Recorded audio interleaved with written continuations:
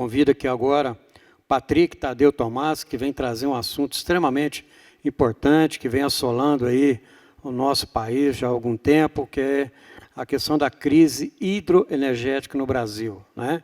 Então, ele está trazendo aqui para nós qual que é o papel da Agência Nacional de Águas em situação da escassez hídrica, né? O Patrick, ele é engenheiro civil, com doutorado em gestão de recursos hídricos pela COP Universidade Federal do Rio de Janeiro e 20 anos de experiência profissional.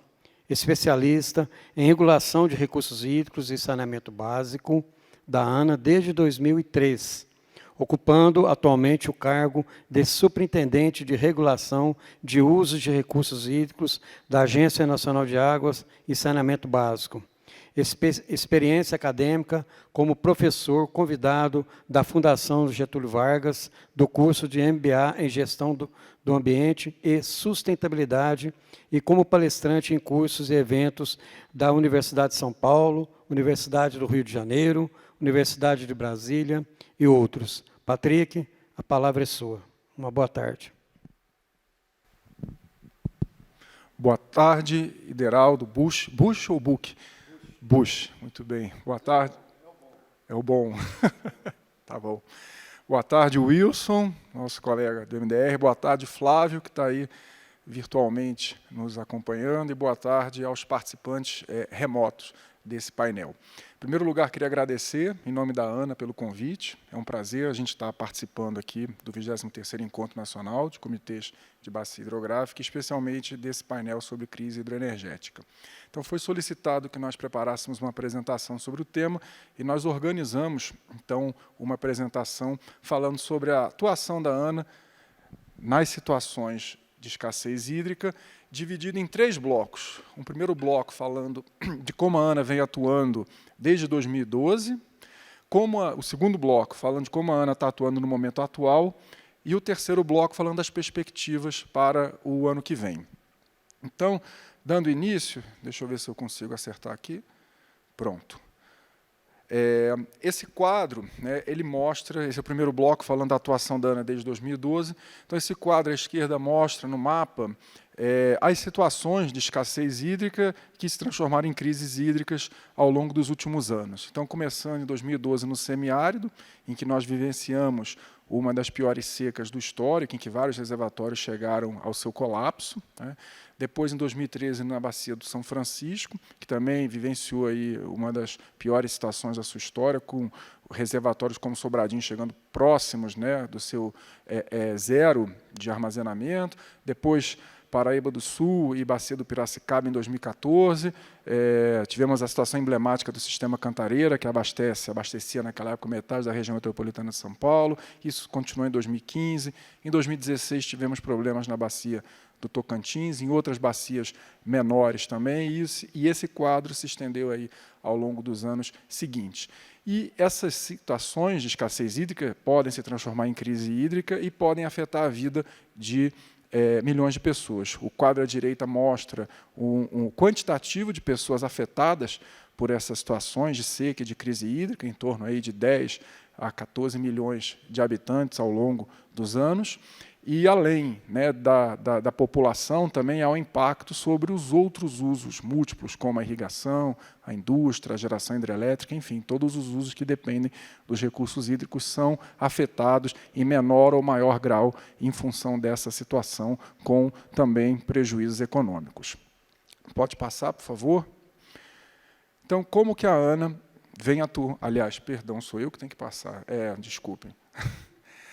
Como que a ANA vem atuando para enfrentar essas situações de escassez hídrica e tentar evitar que elas se transformem em crises hídricas, né? O primeiro ponto importante é que, conforme a nossa política, a atuação da ANA e o processo de tomada de decisão é feito sempre de forma descentralizada e participativa, seja com os nossos parceiros no âmbito dos estados, que são os órgãos gestores estaduais, seja com os usuários que vão ser afetados por essas decisões.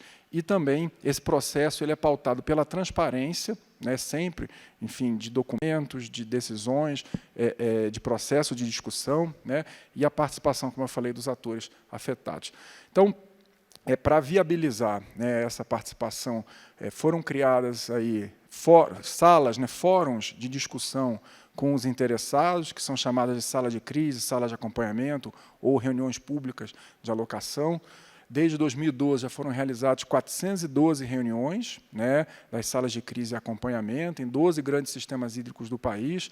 Eu cito aqui o São Francisco, começaram essas reuniões em 2013, no Paraíba do Sul em 2014, com a situação crítica que eu mencionei, no Cantareira também em 2014, e em outros sistemas hídricos também foram criados fóruns semelhantes para monitorar a situação e discutir as medidas que precisam ser tomadas para evitar a crise hídrica ou evitar o agravamento da crise hídrica com o desatendimento dos usos. E também as reuniões de alocação de água, que são realizadas principalmente no semiárido, em sistemas hídricos que são normalmente dependentes de um reservatório ou açude. Nós atuamos em 40 sistemas hídricos nessa região e realizamos em cada um deles 2 reuniões por ano de alocação de água para discutir com os usuários como vai ser a distribuição dos recursos hídricos naquele sistema hídrico durante aquele ano. E essas reuniões elas estão disponíveis na internet. Eu deixo aí para vocês, quem quiser acompanhar, o endereço no YouTube do canal da ANA, ANA.gov.br, vocês entram lá e podem assistir às gravações dessas reuniões que estão disponíveis. Agora, para ilustrar essas reuniões, eu trouxe aqui algumas imagens. Então, a gente vê lá no canto esquerdo, acima, reunião da sala de crise do São Francisco, no canto esquerdo abaixo, reunião da sala de crise do Paranapanema, no centro, acima, reunião de alocação de água do sistema hídrico Armando Ribeiro Gonçalves e Mendubim, que está no âmbito do Comitê do Piancó-Piranhas-Açu. Embaixo, reunião da sala do Grande, à direita, em cima, da sala do Paranaíba, e abaixo, a reunião da audiência pública para discutir a renovação da outorga do sistema Cantareira, que está dentro das bacias PCJ. Então, como vocês veem aí, apenas para ilustrar algumas imagens dessas reuniões em que os usuários, os membros dos comitês e outros atores afetados participam do processo de discussão e de tomada de decisão para enfrentar essas situações de escassez hídrica.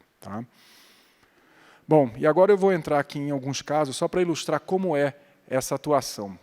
Começando pelo São Francisco, esse gráfico à esquerda mostra a evolução do armazenamento do reservatório equivalente da bacia, que é o conjunto dos reservatórios da bacia do São Francisco, e a linha azul mostra o volume armazenado nesse reservatório equivalente. Então, eu dou um destaque entre os anos 2013 ali, e 2018, que se refere ao período em que os volumes ficaram abaixo aí de 50% a 40%, ou seja, ficaram muito baixos em alguns momentos, chegando próximos a zero, e alguns reservatórios, como Sobradinho, chegando próximos do colapso. Então, durante a crise, a ANA atuou tomando decisões rápidas e emergenciais e temporárias para evitar o esgotamento dos volumes nesses reservatórios. Aí o quadro mostra especificamente as decisões de redução de vazões de efluentes dos reservatórios para poder permitir o armazenamento de água dentro desses reservatórios. E depois de passada a crise, com o aprendizado acumulado durante a crise, foi possível estabelecer regras definitivas de operação da bacia para evitar que novas crises venham a ocorrer. No Paraíba do Sul, o gráfico é semelhante, apresenta a evolução do reservatório equivalente. Eu destaco ali o período 14 e 15, em que, como vocês podem ver, os volumes ficaram muito baixos, próximo a zero também. E, da mesma forma, durante a crise, foram tomadas decisões rápidas, excepcionais e temporárias, também de redução das vazões de efluentes para preservar os volumes dentro dos reservatórios e garantir o atendimento aos usos múltiplos. E, com o aprendizado decorrente da crise, foram estabelecidas regras definitivas de operação dos reservatórios da bacia para evitar que novas crises pudessem acontecer e também para garantir o atendimento aos usos múltiplos. Eu dou um destaque que na bacia do Paraíba do Sul existe uma transposição para o Rio Guandu que atende à região metropolitana do Rio de Janeiro. E, portanto, uma crise nessa bacia poderia significar o desabastecimento da região metropolitana do Rio de Janeiro, com todos os impactos que vocês imaginam decorrentes disso. Terceiro caso é o Cantareira, que é o sistema que, na época, atendia metade da região metropolitana de São Paulo, cerca de 9 milhões de habitantes. O mesmo gráfico de armazenamento do reservatório equivalente. Nesse caso, o gráfico chega, se vocês vão reparar aí, abaixo de zero, ou seja, entramos num volume abaixo do zero, né, do volume útil do sistema, do mínimo operacional, entramos na reserva técnica, o volume morto desse sistema. E, da mesma forma, durante a crise foram tomadas decisões emergenciais e temporárias de redução das retiradas de água desse reservatório para preservar os volumes e evitar que ele entrasse em colapso. E, com o aprendizado durante a crise, foram definidas regras definitivas com o objetivo de evitar que novas crises acontecessem. E esse processo, assim como os demais, no Paraíba do Sul, no São Francisco, também foi conduzido com o envolvimento de todos os atores afetados, tá? De forma descentralizada, participativa e transparente. Por último, o semiárido, como mencionei, começou lá em 2012 e viveu uma situação crítica até o ano passado, em alguns locais ainda está vivendo. Esse gráfico mostra o armazenamento equivalente do conjunto dos reservatórios do semiárido. Vocês podem ver lá números aí, volumes abaixo de 50%, 40%. Muitos reservatórios, Bush, nesse período chegaram a zero, e aí não é o zero do volume útil, não. É o zero mesmo, secou totalmente o reservatório, né? E aí as cidades que dependiam desse reservatório tiveram que ser atendidas por carro-pipa, né? Ou ficaram, enfim, e com restrições de uso, né? Com rodízio, algumas cidades recebendo água 4 dias por mês apenas, para se ter uma ideia, né? Então, nessa região do semiárido, a ANA atua em 40 sistemas locais, que são sistemas normalmente associados a um reservatório. Em cada um deles, nós fazemos as reuniões de alocação anuais, que são medidas temporárias, né, para aquele ano, e, ao longo do tempo, com o aprendizado, são definidas regras mais definitivas, por meio do que nós chamamos de marcos regulatórios. E essas regras definitivas visam evitar que novas crises aconteçam, tá? Bom, e a situação atual, né? Como que nós estamos?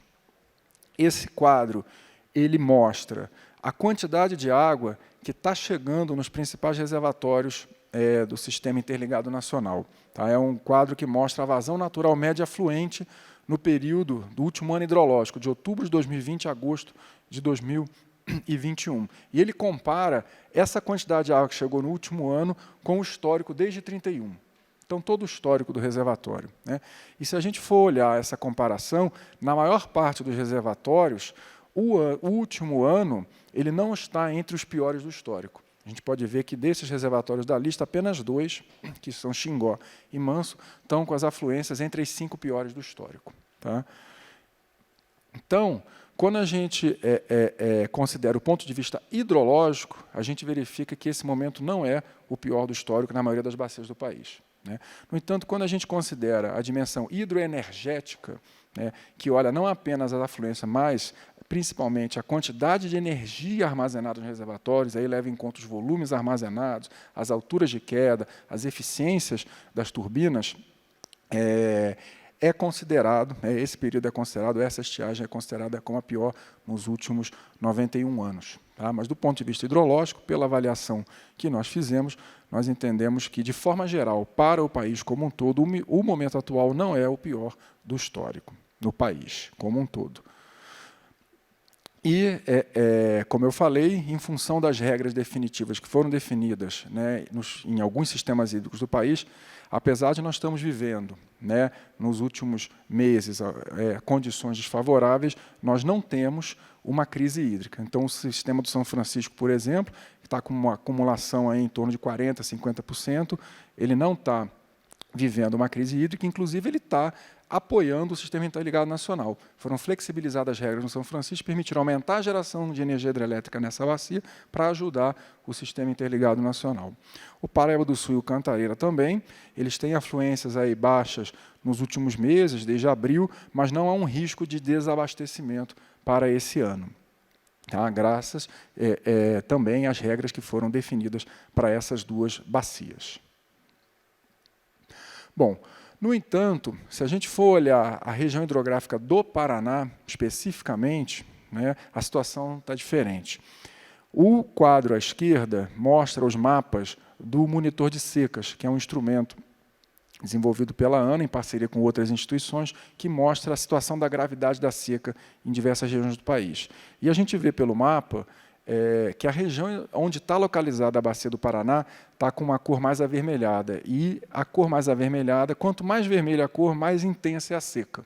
Tá? Então, a gente vê pelo mapa ali que a região do Paraná, desde o ano passado, né, e início desse ano, está apresentando as cores vermelhas mais intensas, o que indica uma condição de seca mais grave nessa região. E quando a gente olha as vazões afluentes no último ano hidrológico, nessa região, que é a região do Paraná, e nos reservatórios dessa região, a gente percebe que dos 12 principais reservatórios, 9 tiveram as afluências entre as 5 piores do histórico, que são aquelas que estão representadas em vermelho. Ou seja, a maior parte dos reservatórios do Paraná teve as piores afluências do histórico, né, nesse último ano. Tá? O que caracteriza uma situação aí de escassez hídrica, né? Além disso, nós avaliamos também qual seria o impacto dessa situação sobre os usos múltiplos. Então, começando pelos usos consultivos, que são aqueles usos em que há uma retirada de água do rio, uma captação, como é o caso do abastecimento humano, da irrigação e da indústria. Então, para esses usos, nós entendemos que não haveria um risco imediato de desabastecimento em função de falta de água, porque mesmo com essa situação de escassez hídrica, a quantidade de água nos rios ainda é suficiente para atender às demandas. Haja vista que as demandas são bem inferiores do que as vazões que estão correndo nos rios nessa região nesse ano. Tá? Ressalvados algumas bacias de cabeceira, como é o caso das bacias do rio Meia Ponte e Piancó, em Goiás, que abastecem Goiânia e Anápolis, respectivamente, que podem ter problemas, estão tendo problemas, né, em função dessa situação crítica, mas, de forma geral, a região hidrográfica do Paraná não há perspectiva de haver risco de desabastecimento dos usos por problemas de quantidade de água. O que pode acontecer é que talvez seja necessário adaptar algumas captações, porque quando a quantidade de água no rio ou o nível dos reservatórios baixa, algumas captações podem ficar fora d'água. E para resolver esse problema, basta uma adaptação dessa captação, como a instalação de uma bomba flutuante, por exemplo, porque a quantidade de água que tem no reservatório ainda é suficiente para atender aquele uso, mas é preciso adaptar a captação para que ela consiga buscar água onde ela está. Tá? Então, isso pode acontecer, pode ser necessário em alguns reservatórios da região do Paraná. E também avaliamos os impactos sobre os usos não consultivos, que são aqueles em que não há uma retirada de água do corpo hídrico, mas há uma dependência de um certo nível, ou no rio ou no reservatório. São exemplos a geração hidrelétrica, o turismo e lazer e a navegação. A geração precisa de um nível mínimo para poder gerar energia, quanto menor o nível, menor a quantidade de energia que se gera. O turismo e lazer, idem, precisam de um nível mínimo para as embarcações poderem navegar, por exemplo, para fazer os passeios, ou para o hotel, a pousada, poder funcionar adequadamente. E a navegação, né, que precisa de um nível mínimo no reservatório, por exemplo, para poder funcionar.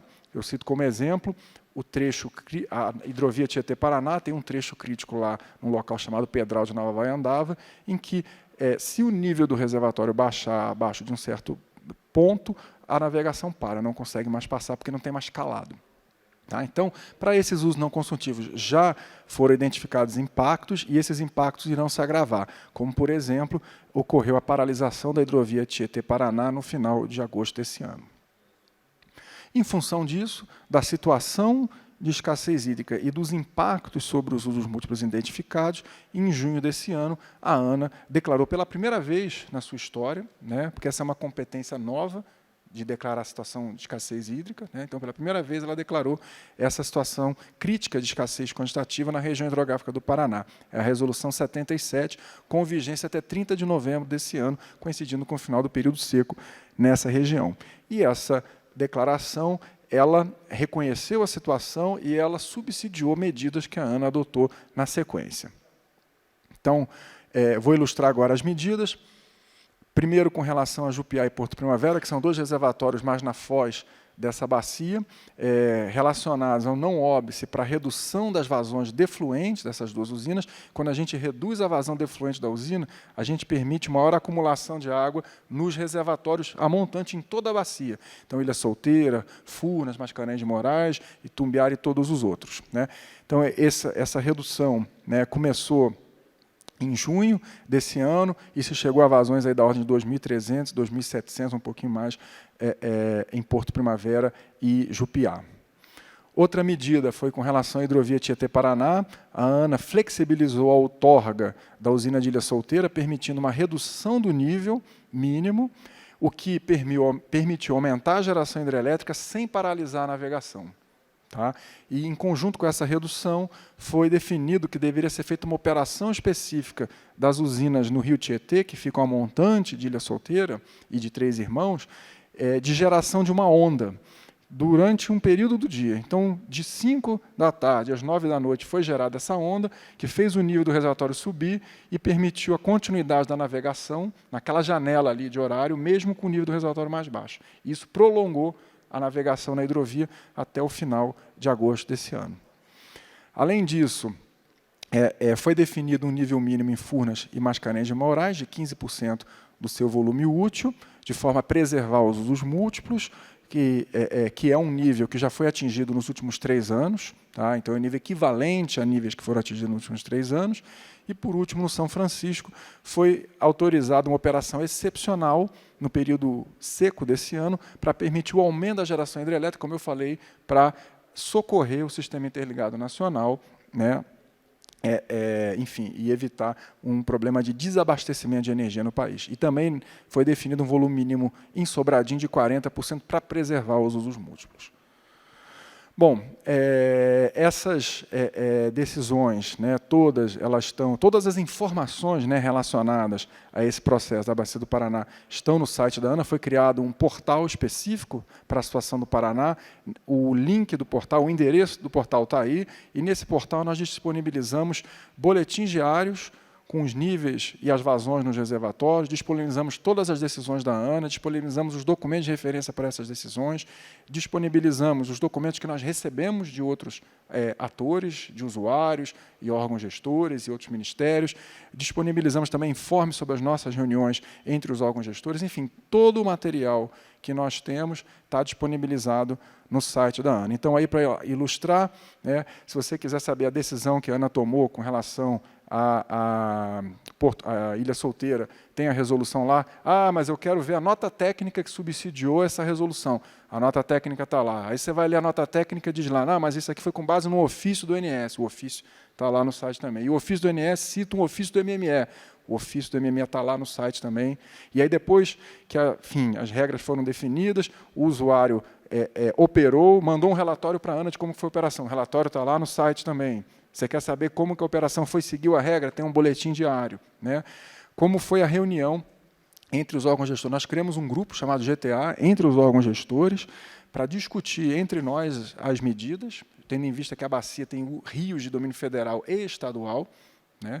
Então, talvez é necessário, às vezes, que também sejam tomadas decisões, pode ser necessário que sejam tomadas decisões nos rios estaduais.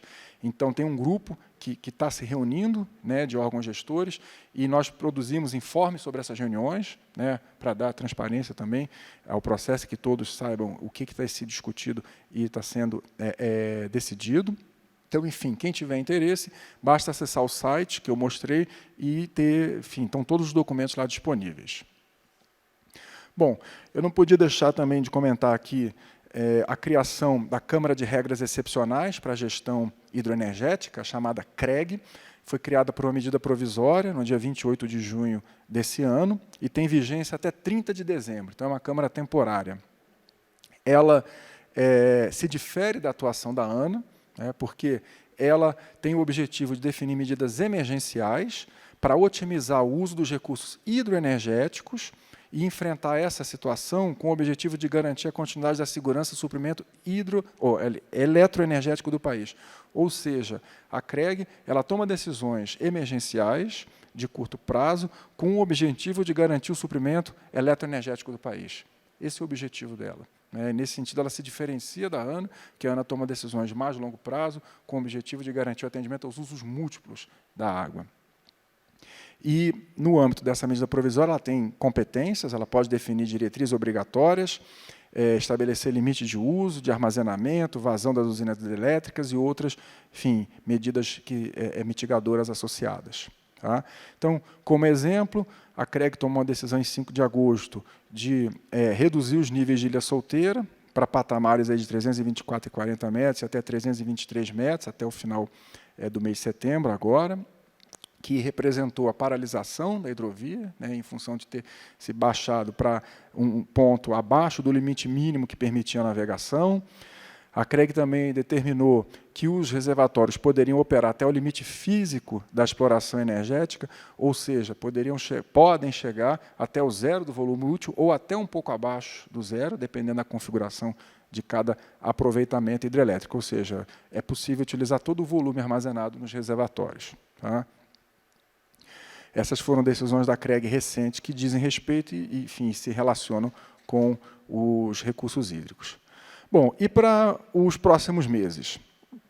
Nós vamos continuar monitorando os sistemas hídricos do país, vamos continuar compartilhando as informações que nós temos com todos os interessados de forma transparente e vamos tomar decisão no que couber a ANA, tá? De forma descentralizada, participativa, discutindo previamente essas medidas com os atores que vão ser afetados, para que a gente consiga garantir a segurança hídrica e o atendimento aos usos múltiplos. E aí eu queria dar um destaque, né, que diante das incertezas quanto às chuvas no próximo período úmido, que começa agora em outubro e novembro, e vai até abril do ano que vem, né, e da expectativa de que os reservatórios vão alcançar níveis muito baixos no final do período seco desse ano, então até novembro os reservatórios vão chegar a níveis muito baixos, de acordo com as projeções atuais, e aí vem depois o período úmido com as chuvas, que são incertas, não sabemos como vai ser, né, o período chuvoso. Diante disso, nós precisamos trabalhar para recuperar os reservatórios, porque essa recuperação vai ser determinante para o atendimento aos usos múltiplos no período seco do ano que vem, a partir de junho do ano que vem até novembro do ano que vem e nos anos seguintes. Então, para que a gente possa evitar que essa crise hidroenergética se transforme numa crise hídrica e atinja outros sistemas hídricos do país, tá? E usos múltiplos no país, enfim, de uma forma maior, nós precisamos trabalhar para recuperar da melhor forma possível os reservatórios nesse período úmido. Tá? Bom, além disso, a ANA vai estabelecer regras de operação definitivas, como eu falei, com o aprendizado das situações críticas e das crises. Nós temos definido regras definitivas, então vamos estabelecer regras definitivas em alguns sistemas hídricos estratégicos. Nessa linha, em 1º de dezembro, entram em vigor as regras de operação da Bacia do Tocantins. Nós já estamos discutindo as regras da Bacia do Paranapanema. Semana passada teve uma reunião importante, aí, discutindo no âmbito do GT, e vamos continuar essa discussão. E, em 2022, vão ser elaboradas as regras para as bacias do Paranaíba e para a bacia do Rio Grande. Tá? E vamos continuar atuando, enfim, dentro das nossas competências, visando evitar que situações de escassez hídrica, que a gente não pode evitar, se transformem em crises hídricas, né? E, com isso, garantir o atendimento aos usos múltiplos e a segurança hídrica, que é a nossa missão institucional. Era isso, queria agradecer a atenção, a disponibilidade do tempo e, por fim, eu gostaria de dedicar essa palestra de hoje ao engenheiro Luiz Roberto Moretti, que foi um amigo pessoal, uma pessoa porque eu tenho uma admiração muito grande. Quem não conhece o Moretti, ele era engenheiro do DAE e foi, durante muitos anos, secretário executivo dos comitês PCJ. Né? Uma pessoa brilhante, exemplar, né? E, para mim, uma referência na gestão participativa e descentralizada dos recursos hídricos, com quem eu aprendi muito, né? E, infelizmente, ele nos deixou nesse ano em função da pandemia do Covid. E ele dizia: façam parte das decisões relacionadas com o gerenciamento dos recursos hídricos, ou seja, participem, né, dos comitês, das câmaras técnicas, enfim, participem do processo decisório. Né? Se vocês não participarem do processo decisório, depois vocês não, né, enfim, não podem reclamar das decisões que foram tomadas. Então, participem. Então, deixo aqui a minha homenagem, minha saudade ao Moretti, grande amigo que nos deixou esse ano. Muito obrigado. Obrigado, Patrick. Bem lembrado aí o Moretti. Quero te parabenizar por essa lembrança maravilhosa do Moretti, um uma pessoa extremamente importante do sistema. A gente aprendeu muito, faço das suas palavras que eu aprendi muita coisa com ele também, e foi uma perda lamentável, né, devido a essa pandemia. Bom, o objetivo desse painel foi extremamente cumprido, com 2 temas importantíssimos, né, para os nossos rios, para a gestão de recursos hídricos, né, a elaboração do Plano Nacional, bem como também a crise hidroenergética.